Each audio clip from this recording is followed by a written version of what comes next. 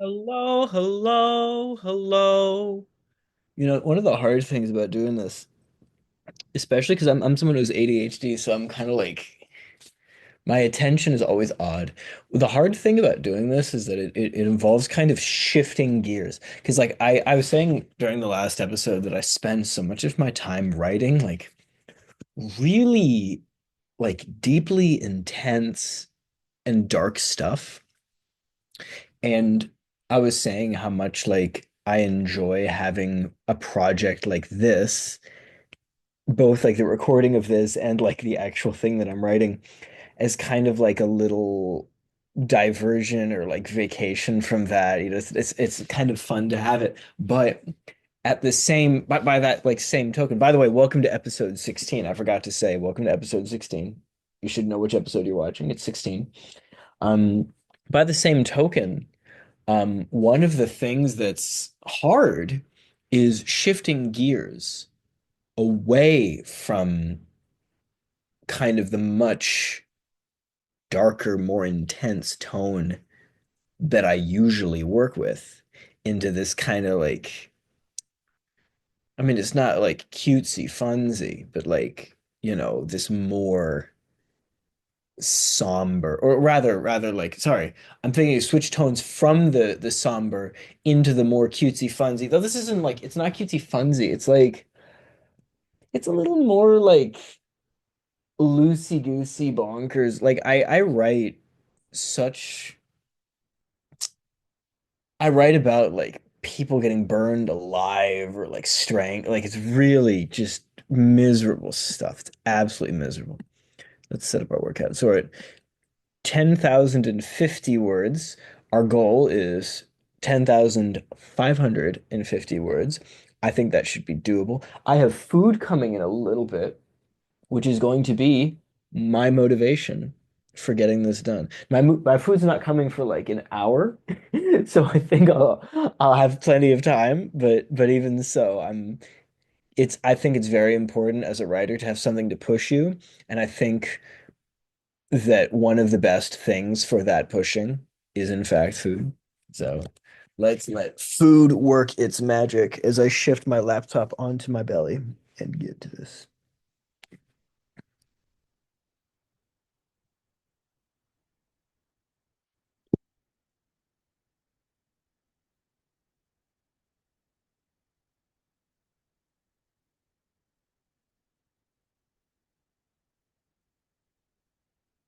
All right,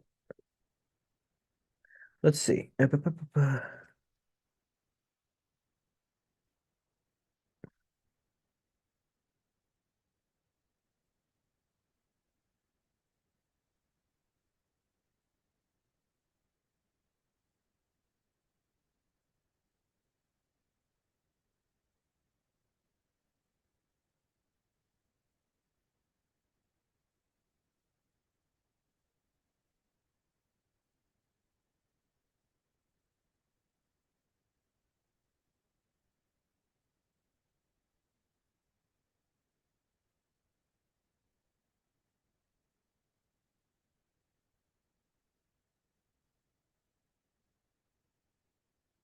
Watching.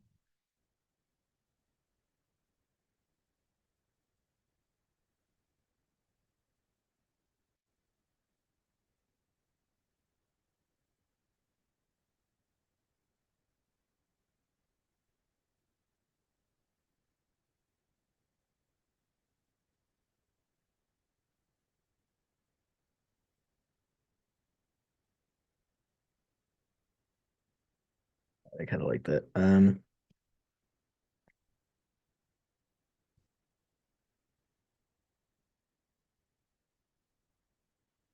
Here's what we're gonna do.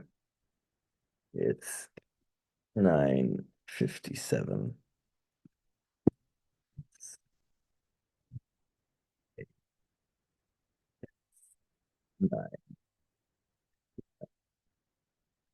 I think I like the way to do that, right? Like, I think we can cut this, though. Like, we do need to talk a little bit about what like she and Greg do for a living, right? I do want to like,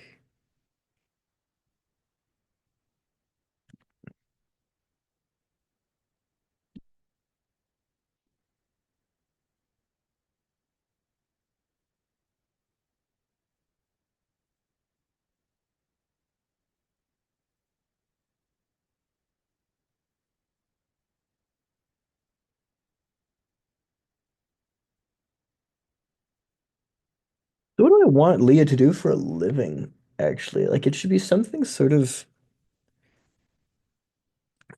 like, I sort of like the idea of her having a job that is interesting for like where she is.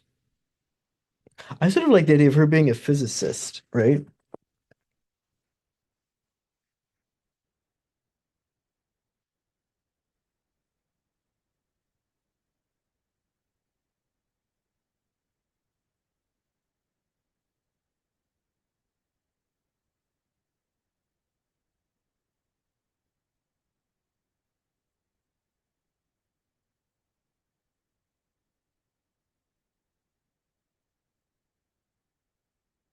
And I want to. Should I also say something about what Greg does? What does let's think this thing. What does Greg do? Like I think like up until this point, I've painted Greg as being a little Greggy, and that doesn't seem entirely fair. I want to give him like something kind of interesting to do, right? Like,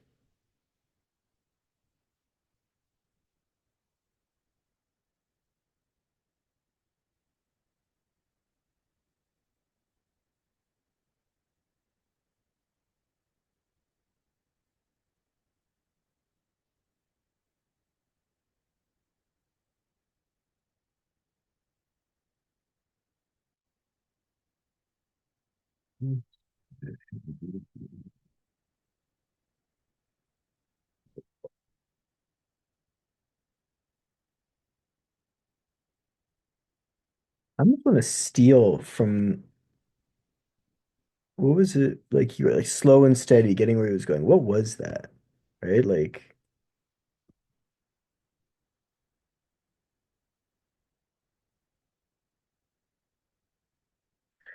Like from this thing, right? Oh boy. Scrollio.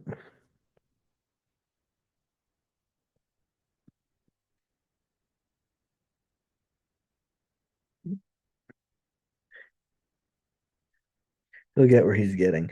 I want to like I'm adding that to my list of arc phrases, even though it's kind of like it doesn't mean much yet, right? Like getting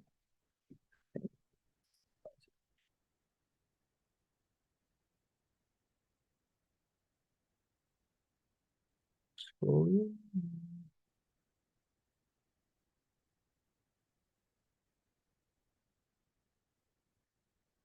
All right.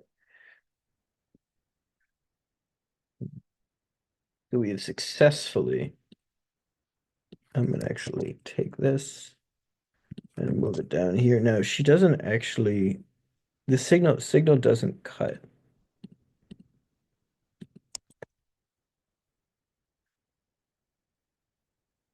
Actually, cut. She gets diverted.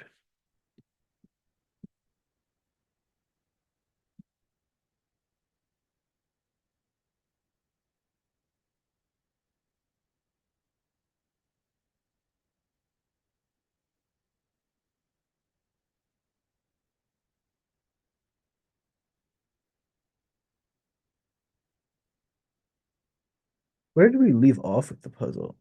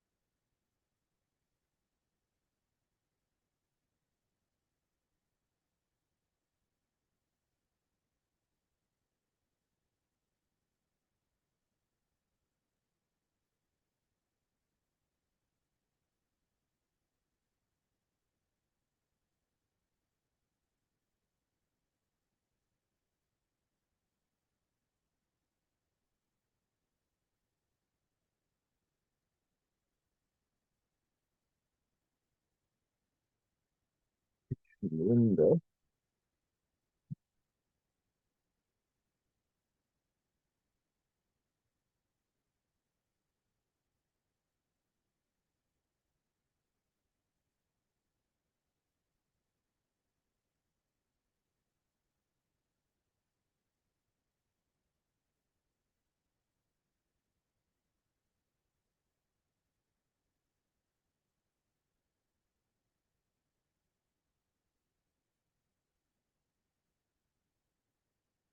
Neither hears nor feels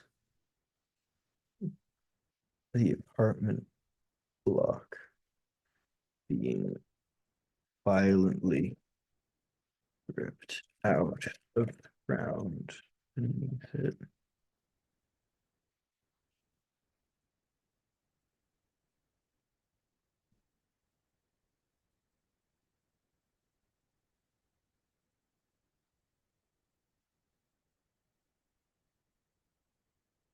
Decline that, return to my, hold on.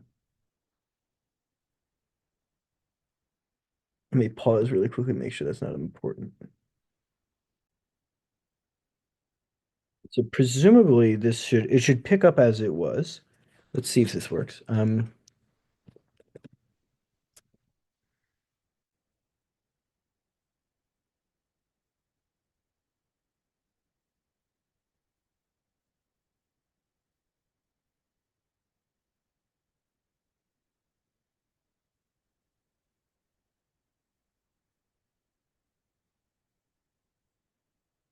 Great math. Earth. Yeah, in this case, it's dirt, sidewalk, and building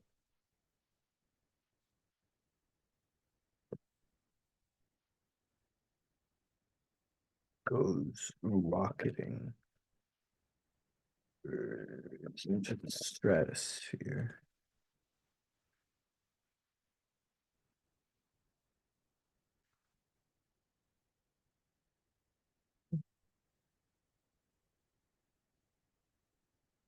There's some,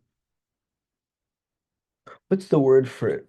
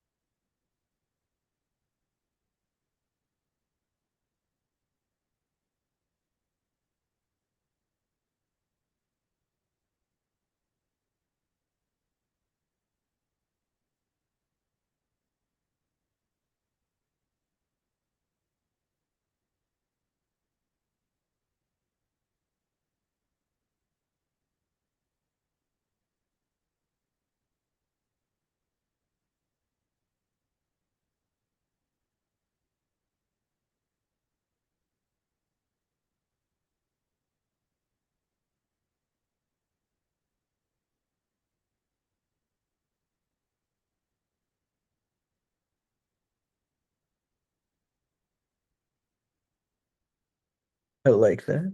Um, anyways, it's gone as quickly as it comes. These the atmosphere instant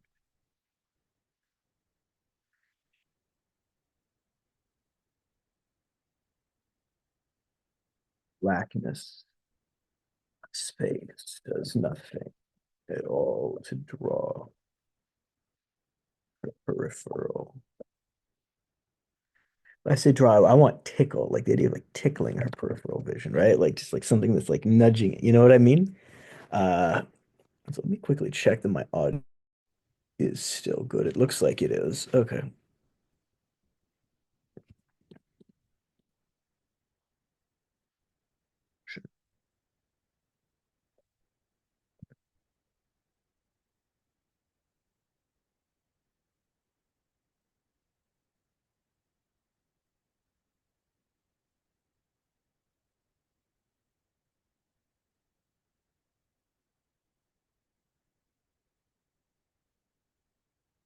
Now, it's actually true. I'll pause for a moment to point out that during intense atmospheric entry and exit, like there's actually like a communications blackout. Like there's a lot of electromagnetic interference, but like also like I don't care. This is kind of rule of fun or like rule of interesting.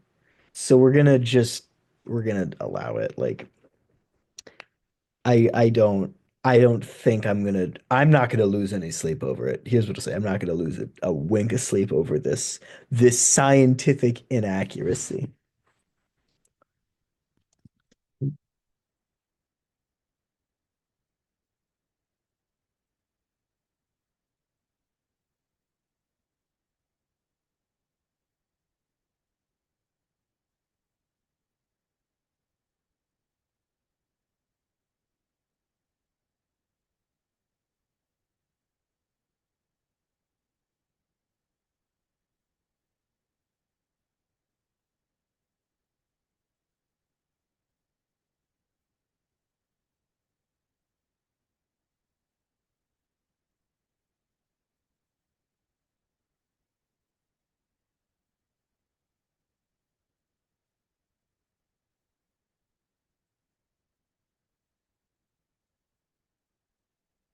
Give me a moment.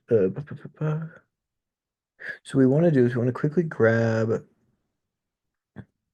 this because that's we're gonna bring this down.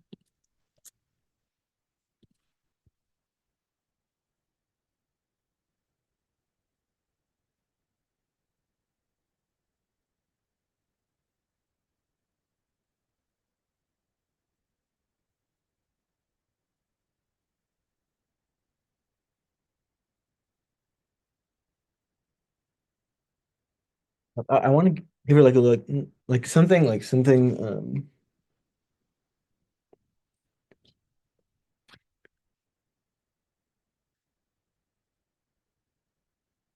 how do you is pistachio is it one C? It's like I like parts like a pistachio. I don't know why. Like I like that image that I've just come up with. It's like I almost want to steal. You know what I'm gonna do? I'm gonna do the thing that I sometimes do. Steal this and use somewhere else too. I read this book once, by James Wood called How Fiction Works, and one of the things he talks about is how sometimes a writer finds the perfect way to describe something. Like Charles Dickens, like the example he uses is Charles Dickens describes babies' fingers as little sausages tied off with pieces of string. And he does that like every time he ever has to describe a baby, he does it in exactly the same way. And the logic is sort of like if you've done it perfectly, why change it? Like if you've found the correct way to describe a thing, why would you switch it up? Just keep doing it. It's like that's what it is. It's perfect, right? And I feel like there's an expression, a human expression that is perfectly like here.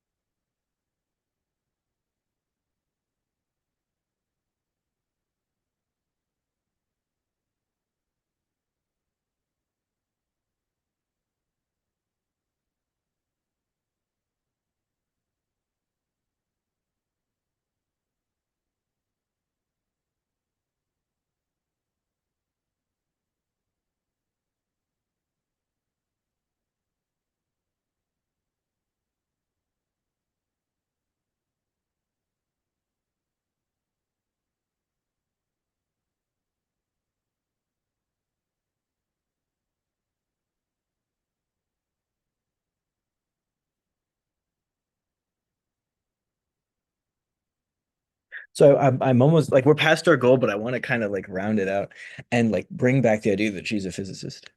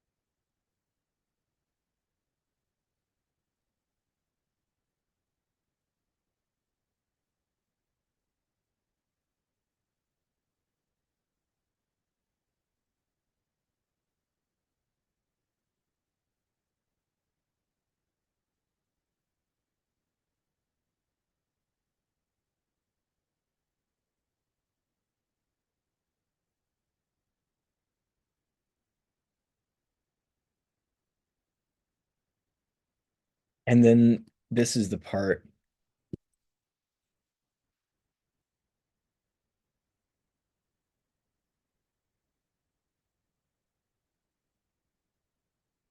more.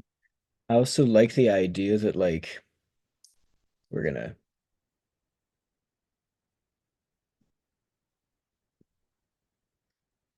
she like it's the wormhole narration. She's wrong, but not terribly, and not in any way she could be reasonably blamed for. Kind of like this idea that like we're beyond human science, but like she's doing her best, you know? All right, so that's where I'm gonna leave it for now. This is so much fun. You see, like I think when you've got the right rhythm of a story, these little things that you start to put together, right? Like it's like it's fun to like read it out like, and that's it. She's got it. Leah's mouth parts like a pistachio shell, but the words aren't coming out yet. They aren't even in her throat yet. They're still in her head, untangling. She knows what they are, but not as language exactly. Feel the freedom. She knows. Feel, she starts to call out the television, and fate is fate. This is the moment that the apartment building, through mechanisms that she and soon to be her entire physics department could poke at with a stick for the better part of a century and still not fully understand, rips open the seams of the universe and passes through something quite like but not entirely undescribable as an Einstein-Rosen bridge.